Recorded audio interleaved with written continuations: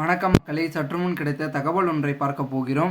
அதிமுகவின் தோல்வியால் எடப்பாடி எடுத்த புதிய முடிவு, அனைவரும் ஒன்றிணைய தயார்.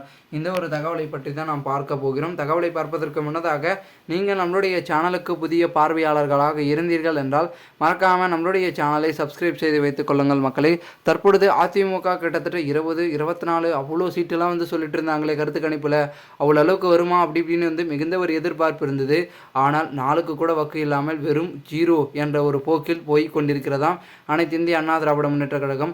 ஒரு காலத்தில் எப்படி இருந்த கட்சி, எப்படியாக பார்த்தீங்கன்னா புகழ்பெற்ற கட்சி, புரட்சி தலைவர் எம்ஜிஆர் இருக்கும் பொழுதும் சரி, அதன் பிறகு சிறப்பாக வழிநடத்த விஜய் ஜெயலலிதா அவர்கள் இருக்கும் பொழுதும் சரி, சிறப்பாகவும் தரமாகவும் மக்களின் செல்வாக்கையும் பெற்றிருக்க ஒரே கட்சி என்றால் அது அனைத்து இந்திய அண்ணா திராவிட முன்னேற்ற கழகம் என்றே சொல்லலாம். அந்த அளவிற்கு இருக்கக்கூடிய பெருமிதமும் சொல்லக்கூடிய கட்சியை மிகவும் ஒரு மோசமான நிலைக்கு தள்ளப்பட்டு அந்த ஒரு கட்சியை நிலைக்குலையே வைத்து கொண்டிருப்பதற்கு யார் யார் காரணம், என்ன நடக்கிறது, என்ன மாதிரியான திருப்பங்கள் அப்படி இப்படின்னு பார்த்தீங்கன்னா தகவல்கள் என்பது ஒரு பக்கம் சொல்லப்படுகிறது. குறிப்பாக சொல்ல வேண்டும் என்றால் அதிமுகவை மிகப்பெரிய அளவில் வெற்றி பாதைக்கு கொண்டு சென்றவர் ஜெயலலிதா மட்டுமே என்று நாம் கூறலாம். தொடர்ந்து நாடாளுமன்ற தேர்தலாக இருக்கட்டும், சட்டமன்ற தேர்தலாக இருக்கட்டும், உள்ளாட்சி தேர்தலாக இருக்கட்டும், நகர்ப்புற உள்ளாட்சி தேர்தல், இடைத்தேர்தல் என எல்லா தேர்தல்களையும் தட்டி தூக்கக்கூடிய ஒரு வெற்றியின் நாயகியாக திகழ்ந்தவள் தான் புரட்சி தலைவி ஜெயலலிதா அம்மா அவர்கள். மக்களுக்கானவே ஒரு சேவையை வைத்து கொண்டிருந்தவர். இந்த ஒரு சூழலில் அப்படி இருந்த கட்சியை தற்பொழுது எடப்பாடி பழனிசாமி அதிமுகவில் பார்த்திங்கன்னா ஒரு எம்எல்ஏவாக இருந்தவர், அவர்கிட்ட அந்த பதவி தேடி வந்தது. அதன் பிறகு அந்த பதவியை தக்க வைக்க சசிகலா, டிடிவி தினகரன், ஓபிஎஸ் இவர்களை கட்சியிலிருந்து நீக்கி தமக்கான தலைமையை வைத்து கொண்டார். அவர் தலைமை வகித்த நேரம் சரியில்லை. தொடர்ந்து எல்லா தேர்தல்களையும் தோல்வி படுதோல்வி என்று இந்த ஒரு நாடாளுமன்ற தேர்தல் வந்துவிட்டது.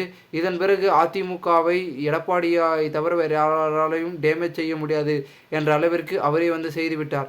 இந்த ஒரு சூழலில் இந்த மோசமான நிலைக்கு அதிமுக இருப்பதன் காரணமாக அதிமுக அழிவதை எங்களால் வேடிக்கை பார்க்க முடியாது என்று சசிகலா ஒரு பக்கம் அழைப்புதல் கடிதத்தை பார்த்தீங்கன்னா விடவும், ஒரு பக்கம் ஓபிஎஸ் அவர்கள் விடவும், தற்பொழுது அதற்கு பதிலை எடப்பாடி தரப்பு சொல்லாமலே இருந்து கொண்டிருக்கிறார் நாம் கூறலாம்.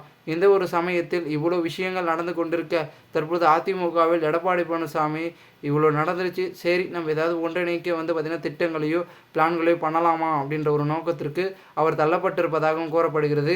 காரணம் என்னவென்றால் மிகப்பெரிய அளவில் அதிமுக கட்சி பெரும் விதத்தில் பின்னோக்கி செல்வதை அவராலும் பார்த்திங்கன்னா கட்டுப்படுத்த முடியலை. ஏனென்றால் அவருக்கும் பார்த்திங்கன்னா ஆதரவு குறைகிறது அல்லவா.